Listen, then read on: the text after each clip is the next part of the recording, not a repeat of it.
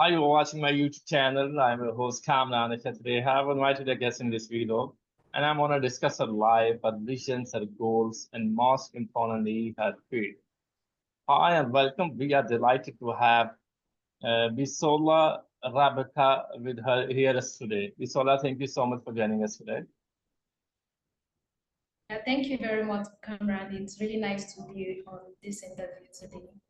Okay, could you please tell us, Bisola, what inspired you to pursue a career as a founder, global speaker, SDG advocate, eco-investor, wildlife manager, and perhaps share a bit about your journey, which helps you leading up to your current role.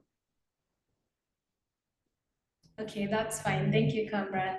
So basically, just like Cameron has said, my name is Bamide Bisola Rebecca. Hmm. I am a native of Nigeria. Founder of Breaker Consult Limited, which was founded in December 2023. So Hmm. it's more or less like we are just 9 months in. And basically, what we'll be doing in Breaker Eco Consult Limited is that we are going to be solving issues, problems in the field of eco-friendly technology, eco-friendly, anything eco-friendly. You can know that Breaker Eco Consult will be part of that. Also, I studied ecotourism and wildlife management as an undergraduate course. So I'm a graduate of wildlife management. Hmm. And then, hence why you see the wildlife. For the eco investor, I actually love to invest. Hmm. And it would actually be a very nice thing to invest in fields that are eco-friendly related, that solve issues of the environment, and help nature and human beings to integrate together so that we make the world a better place. So basically, that's it. And for the sustainable development goals, Hmm. I support and advocate for the sustainable development goals for 13 and 15. So basically, for Sustainable Development Goal 4, it deals with making sure that everyone has the access to quality education. Also about climate change for the next one. And for SDGs 15, that is preservation of life on land. Preservation of life on land, which is something I love to advocate about. The species on Earth, unlike humans and every other organism, we all own this planet, and then we all are to live in it together and harmoniously. Hmm. All right. And Okay. how do you integrate the principles of sustainable development goals, SDGs, like 4, 13, and 15 into your work? And what impact have you seen from these efforts on a global scale? Okay, so basically, the first is going to be advocacy. I think I talked about that earlier. Advocacy. A lot of people don't know about the reason why we should preserve biodiversity, the reason why we should, keep our environment in a very sustainable and good manner. They don't know that if anything happens to the environment, it also happens to us as human beings. We've seen cases of floods, we've seen cases of droughts, we've seen cases of deforestation, and people being displaced from their villages, from their ancestral villages where they stay, just because there is a problem with the environment. Also, one other way I've been able to integrate this one is actually personal to me. And I believe that for people who advocate, we say something, it starts with you before other people. So it means that what you do should be able to inspire other people. So for what I do, is that I'm an eco investor. I look for startup projects in, let's say, equity crowdfunding space. And then I look for those projects that align with my goals. And then I make some investments believing that yes, this is going to, contribute indirectly, it might not be directly, indirectly, to the problem of climate change, the problem of preservation of biodiversity, or even help other people to understand that we need to educate each other, we need to advocate for our environment. Thank you. So those are the ways I've been able to do that. Hmm. Biswara, could you please share the person who helps you to do all the things? Because when I reviewed your profile, so I came to know you are doing a lot of things at a time. How do you manage all this stuff? Okay. Okay, so basically, not like I do a lot of things at a time. They are actually interwoven, yes. They are actually things that are interwoven, and Yeah. for the You are sustainable development goals, multi-talented. I'm here. You are multi-talented. Oh, thank you. Thank you. So let me give you an explanation. This is how it goes. For me personally, I'm someone who loves anything nature, anything eco-friendly, anything that helps the environment to be a better place. Now, where my work comes in is that for one, I promote eco-friendly technologies. So you see the relation with my passion and as well with what I do. I promote eco-friendly technologies, and I just, started with my company. And one of my goals is that the company is going to be solving the problem of number one, climate change, any environmental problem, and also making sure that anything we do is in correlation or is achieving the sustainable development goals of the United Nations. So basically, that is how it is like. So my passion, my hobbies, even my financial goals, they are all centered around eco-friendly sustainable development. Thank you. Hmm. And you were talking about the climate change, right? So I live in Pakistan. Okay, yes. If you reviewed my profile, I live in Pakistan and Okay, we are the victim of climate change. okay, And you might know yeah, that we had a flood in 2022, and there are a lot of people who were injured from the flood. There are a lot of people who had some diseases, a lot of new diseases because we had a flood in yeah. Pakistan. So it's a climate change affects a lot. So what search do you have about the climate change to overcome on these things? Okay, so as someone who has actually been a victim of flooding twice in my life, I've actually been a victim of flooding, and I've heard about Pakistan, and it's more or less, should I say, similar to that of Nigeria, Mm, because one of the problems we have in Nigeria as well is the problem of flooding. mm, Once it rains, some are actually due to human behaviors, because there are some places that don't have like a waterway system, or some people build where the water part is actually. So I've been a victim of the flooding, and I believe that it all still starts with people knowing what to do. A lot of people out there don't know what to do, and even though it might seem that the advocacy for climate change is high on social media, but look at the demography of people who don't have access to social media. They are actually more. They are more than people who have access to social media. So if we can actually be able to get through to the people who don't have access to social media, probably through outreaches, through field works and all of that, it would actually be very, very nice, whereby they get the understanding, quality education about that. And as well, they can now change their behavior as a whole. And I think I did something like that.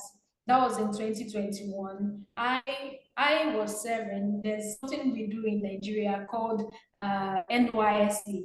So basically, it means that you have to go to another state, which is not your own, should I say, ancestral state. And this, in order for you to be able to know, like every other part of Nigeria. So I was posted to the northeastern part of Nigeria, whereby the cases of flooding are high. Children don't have access to education, so people don't really know much about why they should, protect the planet. You see dumping sites close to where people are selling things. And I did a community development project, where I collaborated with the environmental agency of the state, that is the BASEPA, and as well collaborated with local NGOs that were able to help us, educate, go to schools, we educated students why they need to keep their environment clean, and also why they need to key into the vision of reducing the effects when it comes to climate. So basically, I can tell that people really need to know. It's all about advocacy. Let people know. Once people have a knowledge, they can then change their behavior. Hmm. You're talking about the use Yeah. of social media, right? But nowadays, people use social media for the propaganda. Do you agree with that? Yes, I do agree with that, because not everything you see on social media is actually true or probably actually happened. That was why I said that make sure, if it's possible, to do like a physical outreach, meet with these people in the vicinity, in the community, and then one-on-one you can interact with them and help them understand what is going on, what they need to do to change, to be able to, make sure that their health, yes. Because when it comes to flooding, it deals with life. Yeah, there were some people that we lost when I experienced flooding twice. And then you need to explain to them, oh, this thing you are doing, if you are able to change your ways, it will reduce the effect of this flood, and at least something can change in future to come. Bisola, you were telling me that people use social media as propaganda. You agree with me. But my question is that if they use social media for the propaganda or for the entertainment only, Okay. how will they change the people perspective? Okay, can you come again with your question? How will they change the people's perspective? If they use social media, right? Yeah, let me ask you again. If people Okay, use social media as propaganda, for propaganda, okay, the entertainment views only, even though I do not agree with okay, them that they use social media for the propaganda or for the entertainment as well. There are a lot of knowledge. If they want to get that, they can learn a lot of new things or skills if they want to get that, because we are living in the okay, era of technology. So we have to use that technology as much for productive as much as we can, right? But they use social media for the entertainment yeah. purpose or propaganda purpose. So how will they change the people perspective for the world, for the problems, and how will they get out from this perspective that they just use social media as propaganda or entertainment as well?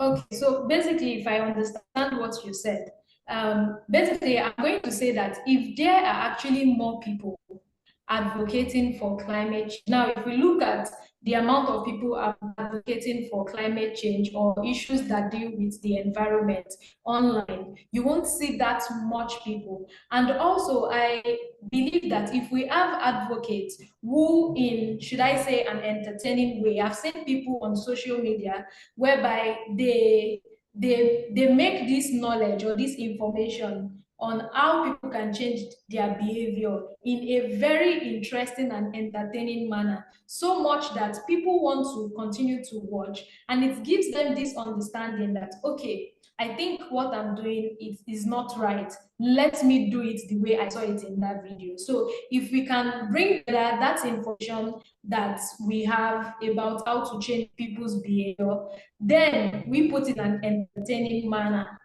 then I believe people can relate with it and it can change their behaviors. All right. Bisola, what are the biggest challenges you have encountered in your mission to preserve biodiversity, and how do you address them through your projects or investments? Okay, so basically, one of my challenges or problem or the problems I've faced in the past, I'm going to start with this. When I first learned about the Sustainable Development Goals, I think I was in my 300 level, yeah, in my undergraduate. And I was just so excited. I was so excited. I wanted to share with other people because I couldn't just believe that I found out about something that can help change the way we see things, something that can change people's life forever.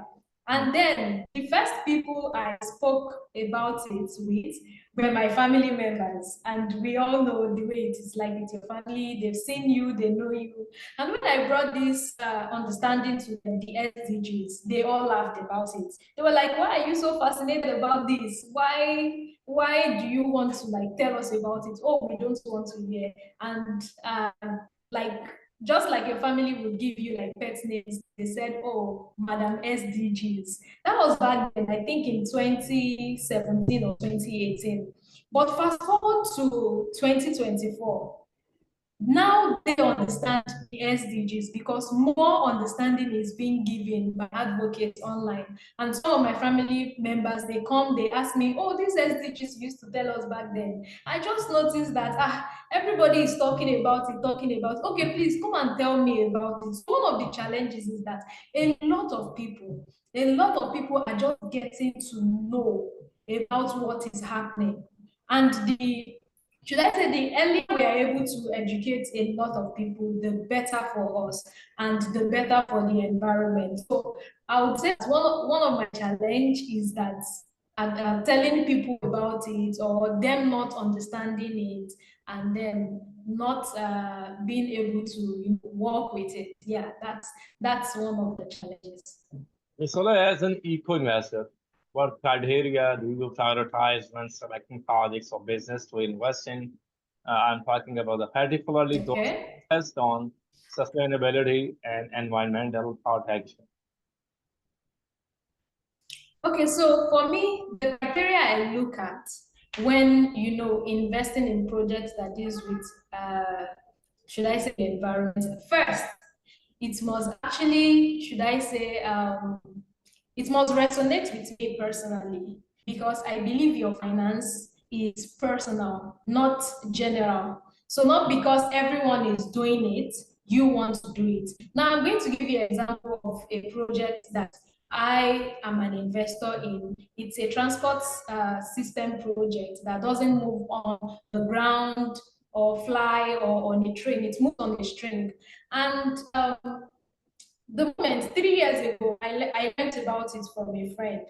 And then they were like, oh, there's this transport system that doesn't use fuel, it doesn't use diesel, all these materials that can contribute to, let's say, the carbon emission in the world. It doesn't use any of those materials, it uses electricity, and it can produce its own energy by itself. So I thought to myself, if there's a technology like that can actually integrate nature, the environment with humans, because one of the things that actually, should I say, have an adverse effect on the environment is we humans ourselves.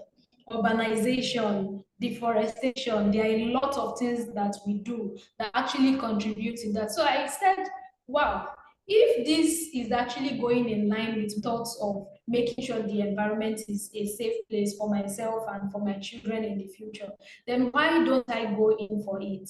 So that was one of the criteria. That was where I started. And then as time went on, I started seeing other projects that were actually solving the issue of climate change, eco-friendly, and in that direction. So I started. That was just based on my personal finance goal. Now, as a business person, I also took in cognizance the risk factor, because about investment, it has risk. So I look at this project. Does it have potential to, increase my financial wealth in the future? Would it actually bring more merit to me financially. So when I look at it, I say, oh, fine, this project is a good project. I search out the owners of the company, like the CEO. I look out for the management. I look out for several things that business people look out for before I now decide that I want to be part of it. So you need to look at all of that, and then it's actually a win-win for me because I'm solving a problem for the environment indirectly, as well making sure that my finances too is blooming. So it's a win-win for me. Okay. Bisola, what do you do for fun? Oh, okay. So basically, what I do for fun, I love to surf the internet. Actually, I do a lot of research online. I anything I don't understand, like I love to use YouTube. Yeah, I've used YouTube to learn a lot of things. So it's like my go-to fun place if I need to get new knowledge, if I need to know about what is going on and all of that. Also, I love to sing. Sometimes I dance. Basically, those are the three things I do for fun. Yeah. Your cultural dance? Yeah. Tell, Sorry, can you come again? I've watched some videos on YouTube about your cultural dance. Some of the people, they dance. Oh, okay. Yes. There are some cultural dances. There are some Afro beats. Yeah, Afro beats. We have Afro beats from Nigeria. So there are several ones. Mm. Yeah. Okay, Bisola, how do you leverage your platform as a global speaker to inspire others to take action on critical environmental issues like climate change, education, and wildlife preservation? Preservation. Okay, so basically, where I do most of my advocacy Mm, is on LinkedIn. On LinkedIn, I know a lot of people come to LinkedIn, mm, to just, it's more professional. Yeah, and also on my Instagram page, mm, I do some like entertainment and as well putting in understanding mm, of climate problems mm, also to that when it comes to my Instagram page because I promote the Unity string transport technology. So basically, those are the two ways I do the advocacy. Also, there are people who call me locally to come speak about, let's say, the environment. I do all of those ones. You might want me to come for your program. And I've had hosts or people online who, just like you invited me, Cameron, to come speak to other people about what I know on the SDGs and how they can integrate that into their life. Yeah, because majorly the SDGs are not just goals that are listed out. So you look for which part of the SDGs resonates with what I love doing, which part of the SDGs resonates with me, and then you, because they are actually 17 intertwined goals, you take the part that oh, this is your own, and then you can move with it. So I do all of that. I do advocacy. And also, in the past, yes, in the past, I help women, or let's say like organizations, local NGOs, who want to speak to girls about menstrual hygiene, and at the point, yeah, we did a program whereby we helped girls in northern Nigeria to get like some local pads because usually females would use maybe clothing and it's not hygienic. So in the area of menstrual health and hygiene, I also do that. All right, Bisola, thank you so much for joining us today. It was wonderful having you here and learning from Thank you, your Kamran. experiences. But before I wrap up, is there anything you would like to share with our Okay. audience or any message you would like to leave them with?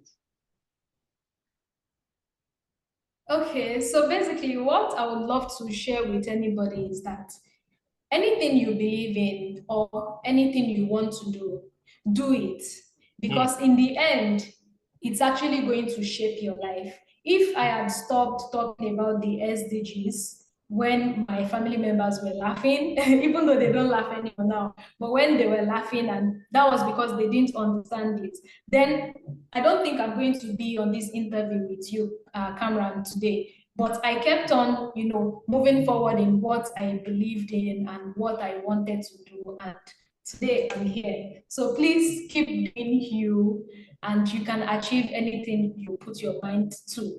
Just imagine it and you get there. That's a lovely piece of advice you have given to the people who will watch this interview and listen this interview properly. And if they apply this advice in their life, so they can be successful in coming days in near future. Any suggestion or any message Yeah. for me, Bisola? Can you come again? Sorry. Any suggestion or any message for me?